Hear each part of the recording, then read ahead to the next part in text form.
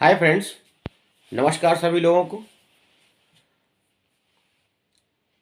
मित्रों, आप लोग देख रहे होंगे हमारे देश में जो राजनीति है और राजनीतिक समीकरण है या राजनीति करने का जो तरीका है, चुनाव जीतने का जो स्टाइल है, वो आप देख रहे होंगे किस टाइप से ये लोग राजनेता चुनाव लड़ते हैं और आपस में खूब लड़ते हैं। मंच से एक दूसरे को गालियां भी देते हैं, एक दूसरे को बहुत ही कड़वे और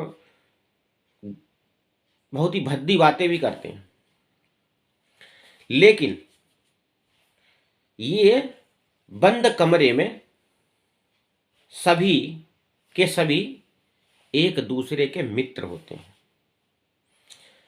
आपने एक कहावत सुनी होगी, चोर चोर मौसेरे भाई और नेता नेता चचेरे भाई। देखा होगा मंच से सारी राजनीतिक पार्टियां लड़ाई लड़ती हैं एक दूसरे को हराने के लिए और अपनी सत्ता बनाने के लिए और कुर्सी हथियाने के लिए। लेकिन जब देखती हैं कि माहौल समीकरण बिगड़ गए हैं, माहौल बिगड़ चुका है, जीत किसकी होगी कुछ नहीं पता, बाद में क्या होता है, वही पार्टियां सरकार बनाने के लिए एक दूसरे के साथ मिल जाती। कई बार तो ऐसा होता है कि तीन तीन पार्टियां साथ में मिलकर सरकार बनाती हैं। अभी आप देख लीजिए महाराष्ट्र में जो सरकार चल रही है वो तीन, एक नहीं, दो नहीं, तीन तीन राजनीतिक पार्टियां आपस में मिलकर महाराष्ट्र की सरकार चला रही हैं। तीनों पार्टियों को भरपूर फायदा मिल रहा है, लेकिन चुनाव के टाइम पर तीनों लड़ रहे थे। चौथा दल जो था वो बीजेपी थी। बीजेपी की शर्तों को उद्धव ठाकरे ने नहीं माना, इसलिए बीजेपी ने गठबंधन नहीं किया।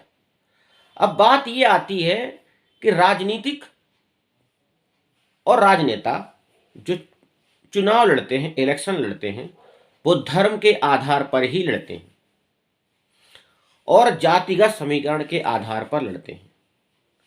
अक्सर आपने देखा होगा कि मुस्लिम कितना वोट, शिया मुस्लिम वोट कितना है, सुन्नी मुस्लिम वोट कितना है, अंसारी कितने हैं, सैयदी कितने हैं, पठान कितने हैं, मेवाती कितने हैं, कुरैशी कितने हैं, अहमदिया कितने हैं। इस टाइप से चुनाव लड़ा जाता है जब वहां पर मुस्लिम कैंडिडेट्स होते हैं आपस में। अगर मान लो दो पार्टियां हैं तो अलग अलग मुस्लिम कैंडिडेट हो गया तो ये ऐसे लड़ेंगे चुनाव मुस्लिम वोटर को खींचने के लिए। फिर कहीं पर अदर समुदाय का व्यक्ति है तो क्या होगा, हिंदू मुस्लिम हो जाएगा। फिर हिंदू मुस्लिम में भी ये होगा कि कितने कितने क्षत्रियों का वोट है, कितना परसेंट ब्राह्मण वोट है, कितना परसेंट दलित है, कितना परसेंट ओबीसी है। अब ओबीसी में भी कई सारी कैटेगरी हैं कि कौन कौन सी जाति, कौन कौन सी कास्ट के कितने लोग हैं। ईसाई वोट कितना है, सिख वोट कितना, सिख में कितने टाइप के सिख होते हैं, उनका वोट। कुल मिला के यादव वोट कितना है। अभी अपने उत्तर प्रदेश में आप चुनाव देख रहे होंगे कि यादव वोट कितना है, ब्राह्मण वोट कितना है, क्षत्रिय वोट कितना है, कौन सा वोट किसके पाले में गिर गया तो सरकार बन जाएगी। तो आप देख रहे हो कि जातिगत समीकरण और धर्म के आधार पर ही चुनाव लड़े जाते हैं। पब्लिक 1947 से पहले भी बेवकूफ़ बन रही थी और 1947 के बाद भी पब्लिक बेवकूफ़ बनाई जा रही है। हर किसी को सत्ता पर कब्जा करना है, कुर्सी चाहिए। जनता का क्या हाल होगा, जनता क्या करेगी, वो चुनाव के बाद राजनेता तय करेंगे। आप लोग नेता के रूप में विधाता चुन लेते हैं। विधाता का मतलब जमीन पर ही रहने वाला विधाता, कौन, राजनेता। ये सबके लिए नहीं है, कुछ लोग तो राजनेता को सिर्फ सेवक ही मानते हैं, जो 5 साल के लिए चुना जाता है। लेकिन कुछ चमचे और कुछ अंधभक्त टाइप के लोग, कुछ मंदबुद्धि राजनेताओं को विधाता की टाइप से मानने लगते हैं कि वो उनके विधाता बन ही जाते हैं, क्योंकि वो उनके आगे पीछे घूमते हैं ना। उनसे काम करने के बजाय, उनसे सवाल करने के बजाय लोग उनके तलवे चाटने लगते हैं, चाटुकारी करने लगते हैं, मक्खन मलाई करने लगते हैं, आगे पीछे डोलने लगते हैं। ये सबसे बड़ी नाकामी है, ये सबसे बड़ा निकम्मापन है हमारे देश की जनता का। जिस दिन ये काम खत्म कर दोगे ना, राजनेताओं से सवाल करो, उनकी आंखों में आंखें डालकर उनसे पूछो कि आपने क्या किया, 5 साल में आपने क्या किया। अगर आपके गांव का सरपंच पहली बार 5 साल में विकास नहीं कर पाया और आपसे ये कहे कि मैं अगली बार विकास करूंगा, तो आप समझ जाइए वो अपना विकास की बात कर रहा है, आपके ग्राम पंचायत के विकास की बात नहीं कर रहा है। वैसे ही पार्षद हो गया, मेयर हो गया, चेयरमैन हो गया, ये सब अपने विकास के लिए आते हैं, इनका अपना विकास हो जाता है। महाचोर डकैत लुटियंस टाइप के लोग, राजनेता जब पार्टी ज्वाइन कर लेते हैं और कुछ अंधभक्त उनको या कुछ चमचे उनको जिता भी देते हैं, जिनकी औकात 2 कौड़ी की होती है, आप लोग उसको राजनेता बना लेते हैं, नेता बना लेते हैं और बाद में उनको अपना आराध्य बना लेते हैं। आपने आराध्य चुन लिया हो, इनकी अब पूजा पाठ करने लगते हैं। कोई भी नेता, देश की किसी पार्टी का नेता हो, वो जनता को भारतीय कहकर चुनाव क्यों नहीं लड़ता? वो सबको आपस में जोड़कर चुनाव क्यों नहीं लड़ता? वो सभी को भारतीय क्यों नहीं समझता? कोई भी नेता जोड़ने वाला नहीं दिखाई दे रहा है। हर कोई आपको तोड़कर अपनी सत्ता पर हुकूमत करना चाहता है, आप लोगों पर हुकूमत करना चाहता है। और आप लोग 1947 के बाद से भी बेवकूफ़ बन रहे हो। पहले आपने राजा महाराजाओं की गुलामी की, फिर आपने मुगलों की कुछ हद तक गुलामी की, फिर आपने अंग्रेज़ों की गुलामी की, और आप इन काले अंग्रेज़ों का काले जो अंग्रेज हैं उनकी गुलामी कर रहे हैं। काले अंग्रेज ये तुम्हारे ही देश के, अपने ही देश के हैं अंग्रेज। ये आज भी आपको अपना गुलाम बनाए हुए हैं और आप लोग इनकी चमचागिरी आंख बंद करके कर रहे हो। आप लोग जाग नहीं रहे हो। कोई भी राजनेता आपको जोड़ने की बात करता क्यों नहीं है? कोई भी राजनेता आपको भारतीय कहकर या भारत का विकास, भारत की बात, भारत की जनता, मेरे भारत के वासियों, ये सब कहकर आपसे वोट क्यों नहीं मांगता? आप लोग आज तक ये बात नहीं समझ पा रहे हैं। एक्चुअली में जब मुगल आए थे उन्होंने भी आपको तोड़ा था, यहाँ के 36 राजाओं को तोड़ा था, और यहाँ पर धीरे धीरे उन्होंने अपना शासन करना शुरू कर दिया था। बाद में क्या किया, वो 36 राजाओं पर भी आक्रमण करने लगे और उनको ही मारने लगे। उसके बाद क्या हुआ, ईस्ट इंडिया कंपनी आई, उन्होंने भी, अंग्रेजों ने भी आपको लड़ाया, आपस में खूब लड़ाया और यहाँ पर 200 साल के लगभग राज किया। अपनी मूलभूत सुविधाओं की पूर्ति के लिए उन्होंने यहाँ बहुत सारे काम किए जिनको आप विकास मानते हो। अंग्रेजों ने शासन बहुत अच्छा किया, लेकिन आपको गुलाम बना के रखा, क्योंकि वो दूसरे देश के लोग थे। आपने आज़ादी पाई तो आप अपने ही देश में राजनेताओं की गुलामी कर रहे हो।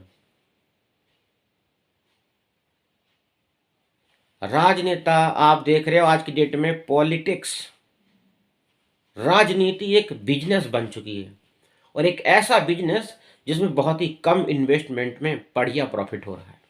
नुकसान का तो कोई चांस ही नहीं है इसमें, प्रॉफिट ही प्रॉफिट है।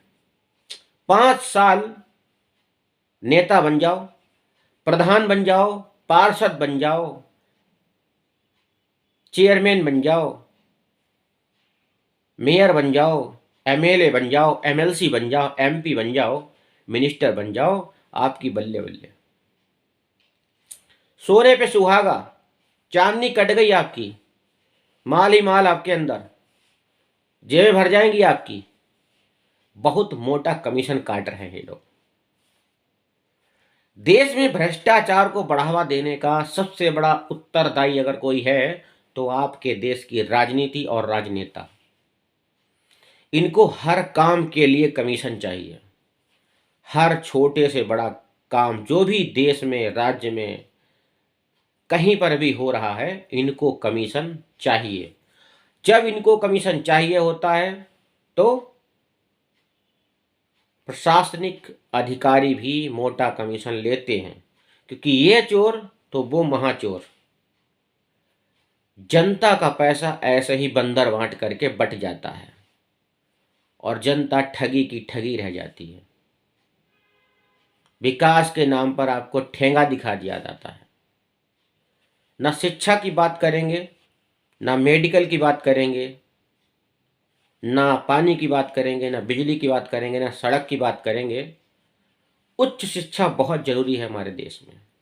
जब हर नागरिक शिक्षित होगा तो इनसे सवाल करने भी लोग ज़्यादा करेंगे। राजनेता नहीं चाहता कि जनता पढ़ी लिखी हो। घटिया किस्म का कोई भी राजनेता नहीं चाहेगा कि जनता पढ़ी लिखी हो, क्योंकि जितना ज़्यादा पढ़ी लिखी होगी वो फिर उतना ही ज़्यादा सवाल करेगी। शिक्षित होना बहुत ही जरूरी है। आप अगर शिक्षित बनोगे तभी अपना हक मांगोगे, तभी आप अपने देश की तरक्की की बात करोगे, विकास की बात करोगे, अपनी भी तरक्की की बात करोगे और राजनेताओं से सवाल भी करना सीख जाओगे। आप लोग समझ गए होंगे मेरा मैसेज क्या है कि कोई भी राजनेता सिर्फ और सिर्फ अगर राजनीति करता है तो जातीय समीकरण और धर्म के आधार पर राजनीति करता है। लेकिन कभी भी मेरे प्यारे भारतवासियों, मेरे प्यारे प्यारे भारतीय लोगों से कभी वोट नहीं मांगता। सबको तोड़ता है आपस में। आपको आपस में लड़ाता है। आप लोग आपस में लड़ते हो।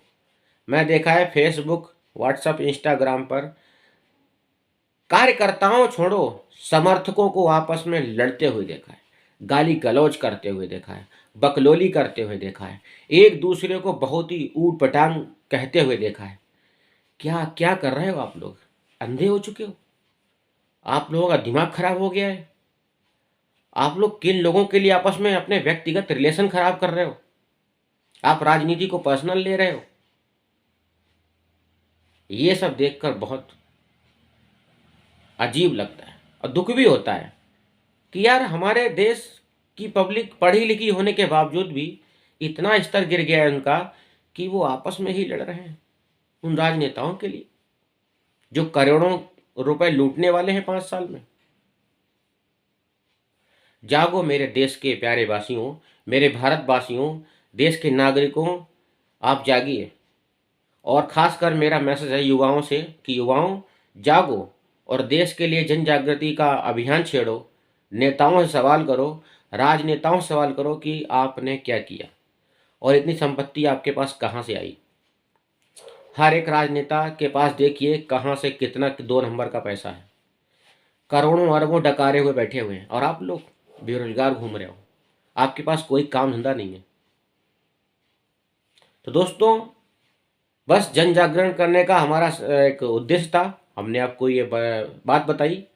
हमारी वीडियो आपको अच्छी लगी हुई हो तो आप लाइक करें, शेयर करें, सब्सक्राइब करें और अगर आपने बेल आइकन नहीं दबाया है तो अभी दबा लीजिए।